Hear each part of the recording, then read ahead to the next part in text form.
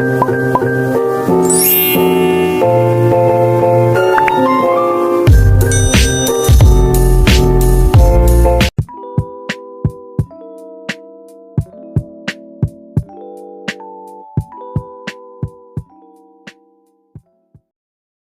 bismillahirrahmanirrahim. Assalamualaikum warahmatullahi wabarakatuh. Perkenalkan, saya atas nama Mita Sabrina dari 21 MPI 3. Di sini saya akan mendemonstrasikan mengenai model pembelajaran Montessori. Sebelumnya saya akan menjelaskan sedikit mengenai sejarah pembelajaran model pembelajaran Montessori. Metode pembelajaran Montessori merupakan metode pendidikan yang diperkenalkan oleh seorang penganut agama Katolik. Metode Montessori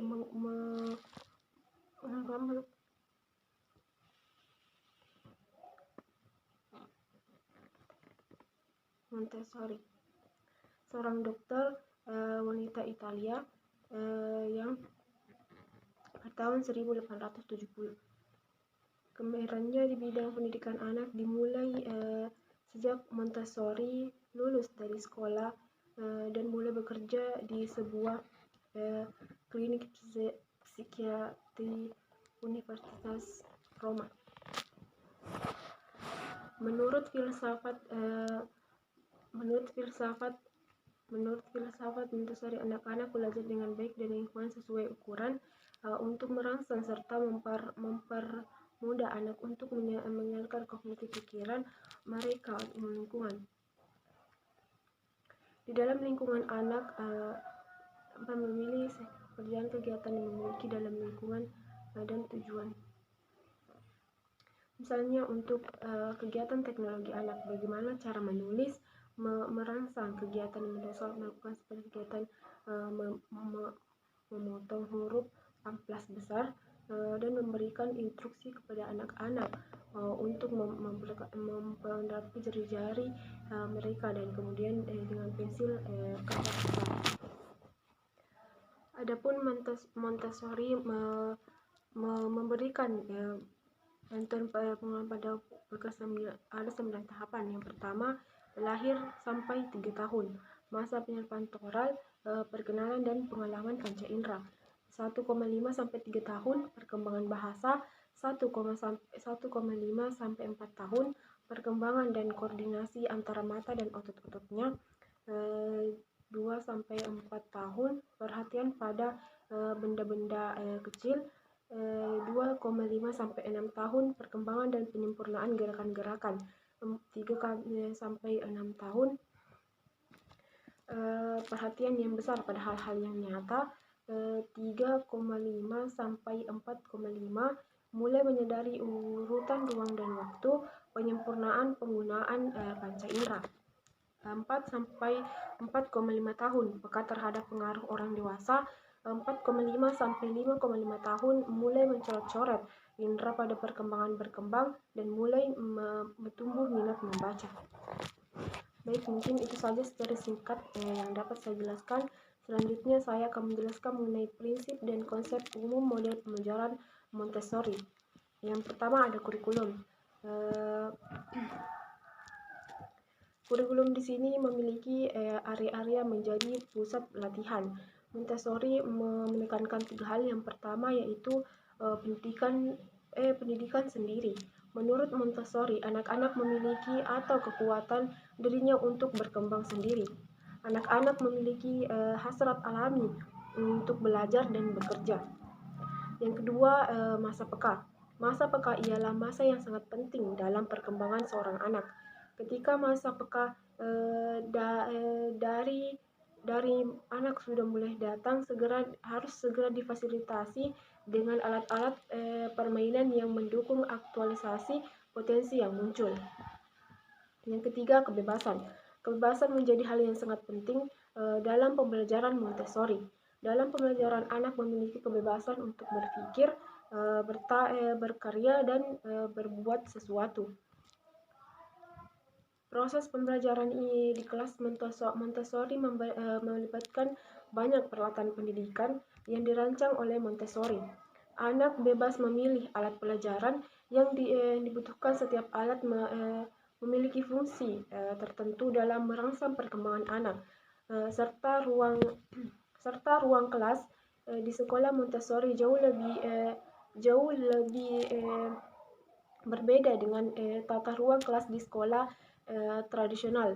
Meja dan kursi dibuat kecil, ringan, dan mudah dipindah-pindahkan oleh anak itu sendiri agar dapat memilih sendiri posisi duduk yang nyaman baginya seperti di rumah. Montessori menyebutkan 3 ciri utama pelajaran yang diberikan secara individual. Yang pertama, pelajaran yang diberikan harus secara singkat. Yang kedua, pelajaran harus sederhana. Dan terakhir, pelajaran harus objektif. Yang kedua yaitu pembelajaran. Montessori membagi belajar dalam 3 hal. Yang pertama, pengalaman akan identitas. Yang kedua, pengenalan dan perbandingan. Tahap kedua ini untuk meyakinkan bahwa anak memahami. Yang ketiga, perbedaan antara benda-benda yang serupa. Untuk tahap ketiga ini ditunjukkan apakah mereka benar-benar ingat nama benda tersebut.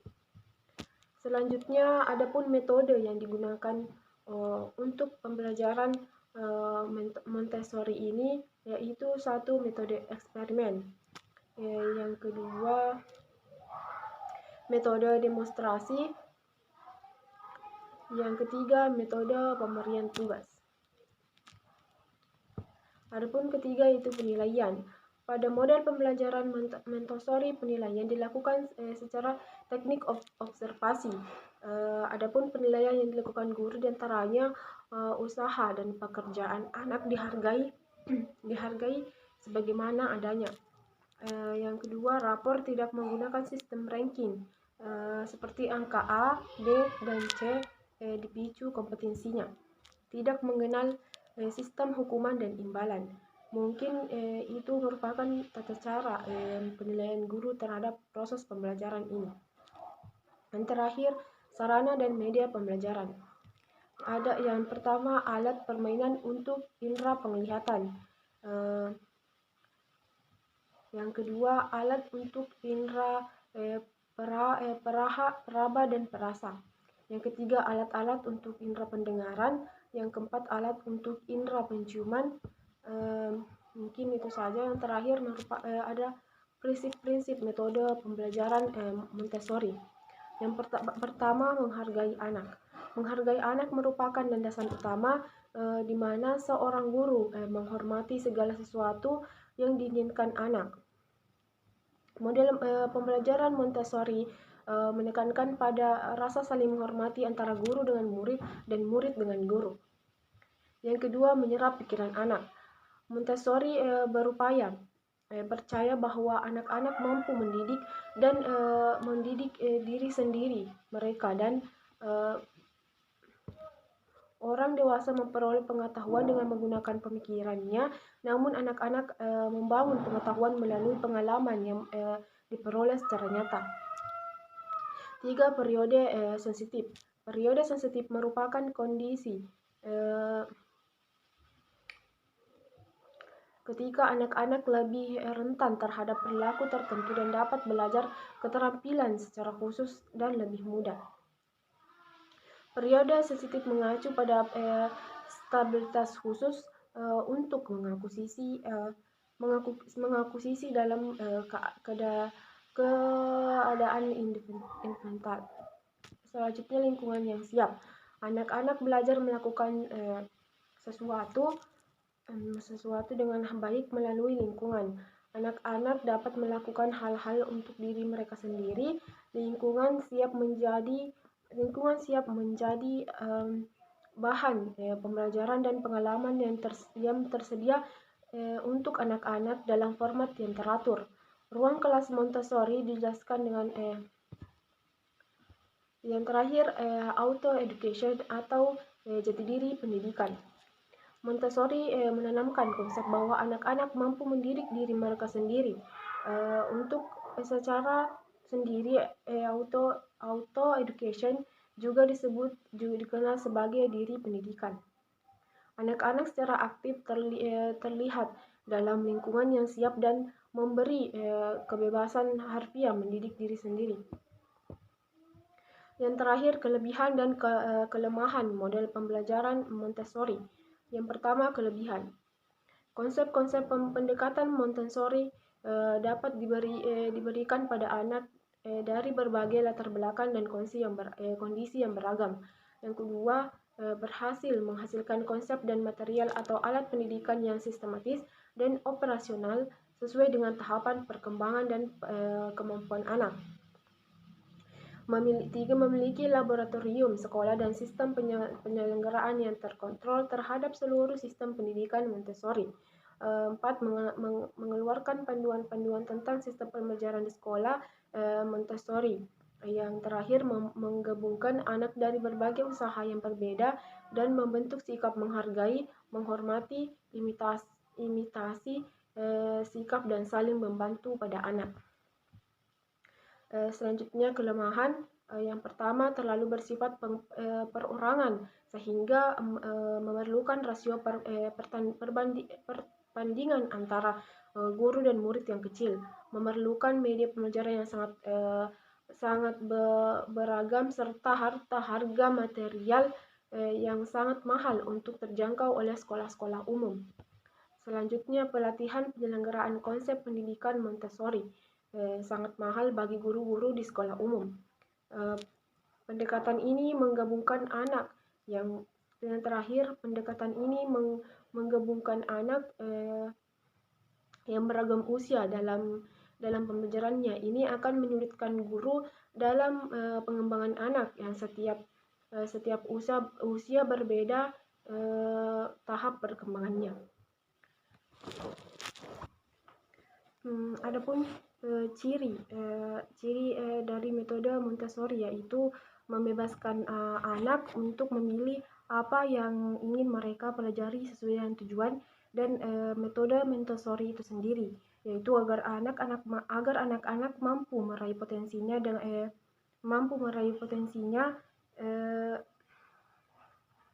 dalam kehidupan. Pilihan pelajaran yang dapat mereka pilih tentunya sudah dirancang berdasarkan rentan usia yang sesuai. Selanjutnya, manfaat dari Montessori yaitu melatih kedisiplinan anak, penekanan pembelajaran mandiri yang diyakini mampu menumbuhkan sifat mandiri dan meningkatkan kepercayaan diri anak. Metode Montessori memungkinkan anak belajar, berkembang, dan bekerja sesuai pace masing-masing. Biasanya metode Montessori diterapkan pada anak di usia persekolahan, sekitar 0-12 bulan. Namun tak sedikit pula yang menerapkan hingga pendidikan jenjang menengah. Dalam sekolah Montessori diciptakan lingkungan dengan banyak materi untuk pembelajaran langsung. Dan anak-anak didorong untuk fokus pada aktivitas yang menarik minat mereka. Umumnya sekolah ini diperuntukkan untuk usia di bawah 1 tahun sampai menginjak balita.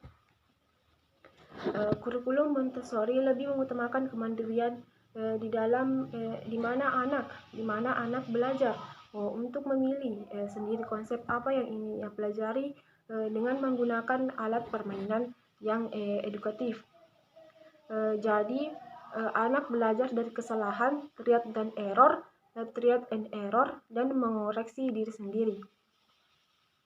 Metode Montessori mengajarkan bahwa setiap anak adalah individu yang unik dan bisa belajar dengan cara yang berbeda-beda. Pembelajaran dengan metode ini akan memfasilitasi setiap perbedaan tersebut agar anak bisa belajar dengan cara yang disukainya. Adapun alat peraga Montessori memiliki 4 karakter khusus. Yang pertama yaitu swadidik, yang swakoreksi, bergradasi, dan menarik. Alat peraga Montessori dirancang sesuai dengan perkembangan anak, baik dalam perkembangan psikologi maupun fisiknya. Di sini terdapat 10. Saya akan memaparkan 10 ide kegiatan yang bisa dilakukan di rumah karena model pembelajaran ini bisa dilakukan di rumah maupun di sekolah. Jadi guru dan orang tua berperan penting dalam proses pembelajaran ini. Yang pertama ada 10 ide. Yang pertama itu skin on float, yang kedua menyortir warna, yang ketiga meronce kartu, yang empat sortir barang dan besar ke kecil, pretend play, mystery bag, origami, dan memandikan boneka. Mungkin itu saja yang dapat saya jelaskan. Kurang dan lebihnya mohon dimaafkan. Wassalamualaikum warahmatullahi wabarakatuh.